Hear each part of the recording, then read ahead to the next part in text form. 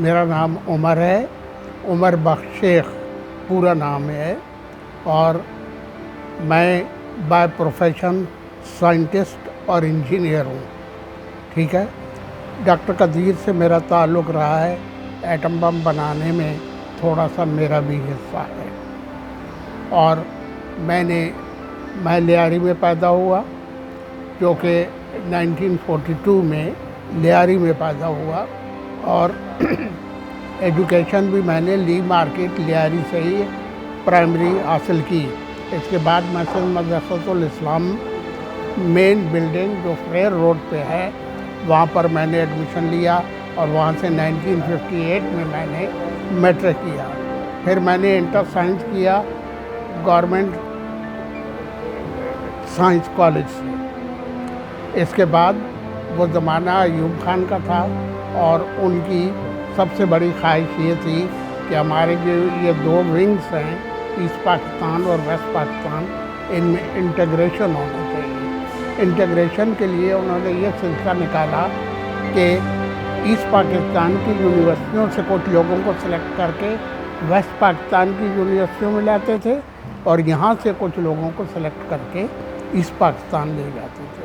اسی سلسلے میں میرا سلیکشن ڈھاکہ یونیورسٹی کے لیے ہو گیا، تو میں نے ڈھاکہ یونیورسٹی سے B S C honours in physics کیا.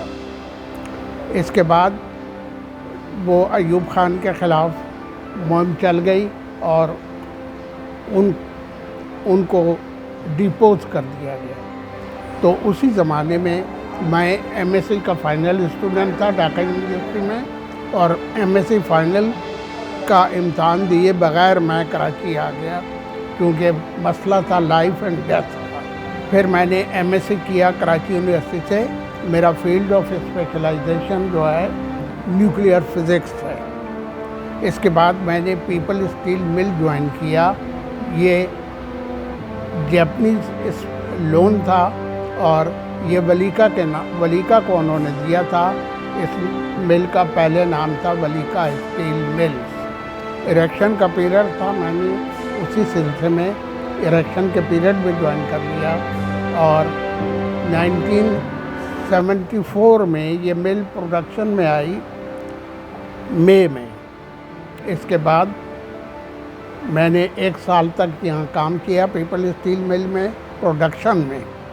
میرا جو فیلڈ تھا وہ ہیٹ ٹرانسفر پرابلمس، یعنی فرنسز، ری ہیٹنگ فرنسز اینڈ میلٹنگ فرنسز. ان میں نے جیپنیز کے انڈر میں کام کیا. 1975 میں نے سوچا کہ میرے پاس کوئی بار کی ڈگری ہونی چاہیے، تو میں نے پیپل اسٹیل مل کی مینجمنٹ سے بات کی. انہوں نے کہا ٹھیک ہے، آپ اپلائی کریں، آپ کو ایڈمیشن مل جاتا ہے تو ہم آپ کو جتنا بھی آپ کا کورس ہوگا اس عرصے کے لیے آپ کو چھٹی دے دیں گے، اور آپ جا کر کے ڈگری لے کر کے واپس آ جائیں گے. چنانچہ میں نے اپلائی کیا. امریکہ کی ایک بہت ویل اسٹیبلش یونیورسٹی ہے کولوراڈو میں، اس کا نام ہے کولوراڈو اسکول آف مائنس، کیونکہ وہ ہر یونیورسٹی کو اسکول ہی کہتے ہیں. میرا ایڈمیشن ہو گیا، اور میں پھر 75 میں اگست میں امریکہ چلا گیا. امریکہ سے میں نے ایم ایس کیا. 2 سال کا کورس تھا. میں نے یہاں پر 2 سال کی چھٹی لی تھی.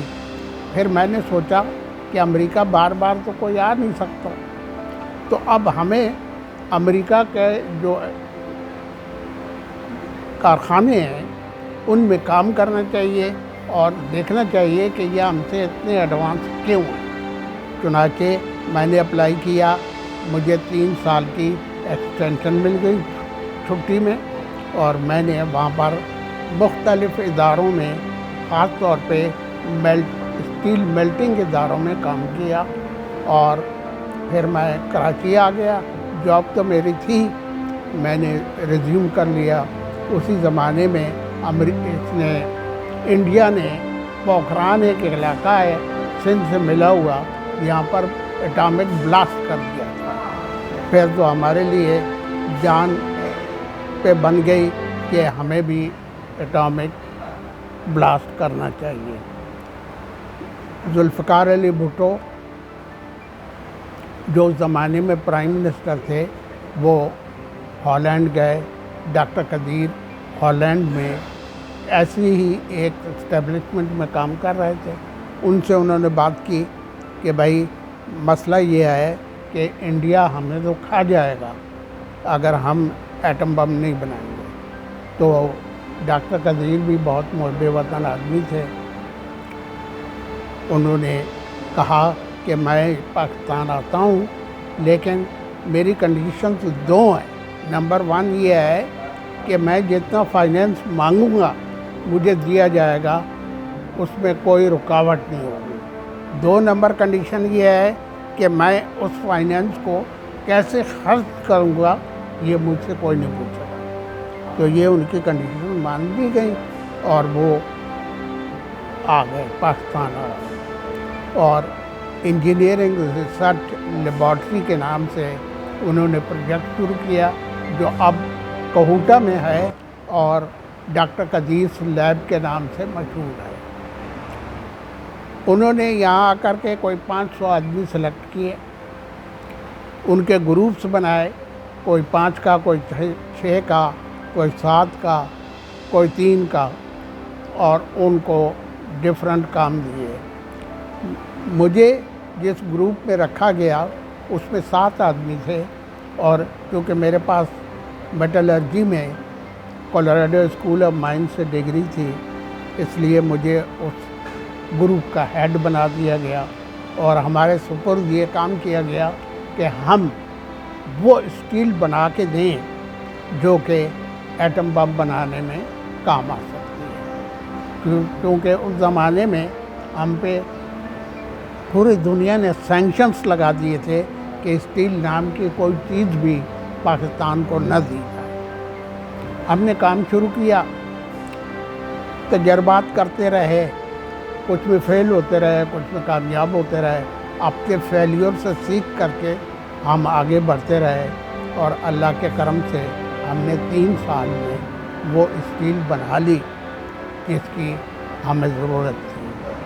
और होता यह है कि यूरेनियम 235 को यूरेनियम 238 से अलहदा करना पड़ता है, और यूरेनियम 238 की कंसंट्रेशन ओर के अंदर 99.3% है। सिर्फ 0.7% यूरेनियम 235 है जो कि एटम बम बनाने के काम में आते हैं। अब इन दोनों को अलहदा करने का मसला था, तो दुनिया में बहुत सारे प्रोसेसेस हैं जिससे यूरेनियम 235 को यूरेनियम 238 से अलहदा करते हैं।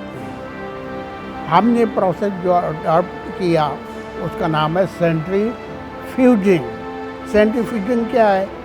एक आपके घर में भी सेंट्रीफ्यूज है जिसको आप कहते हैं रोटेटिंग जग। उससे आप लस्सी भी बना लेते हैं, मसाले भी पीस लेते हैं, लेकिन उसकी आरपीएम जो है 930 से 950 है, यानी इतने चक्कर वो 1 मिनट में लगाता है। लेकिन यूरेनियम 235 को यूरेनियम 238 के लिए अलहदा करने के लिए जिस इसी किस्म के बड़े मेटल जग की ज़रूरत है, उसकी आरपीएम कम अज़ कम 70,000 होनी चाहिए। इस आरपीएम पे जब हम किसी चीज़ को रोटेट करते हैं, घुमाते हैं, तो जो रोटेटिंग शाफ्ट है वो मेल्ट होकर के ज़मीन पे पानी की तरह बह जाती है। हवा की इतनी रेजिस्टेंस है। उसके लिए स्पेशल स्टील चाहिए था और वो स्टील हमने अल्लाह के करम से बना लिया। अब पाकिस्तान में जितने भी सेंट्रीफ्यूजेस हैं वो सब हमारे अपने बनाए हुए हैं और हमें किसी की मोहताजी नहीं है। और उसी से हमारा इंडिया ने 5 धमाके किए थे, हमने 6 करे।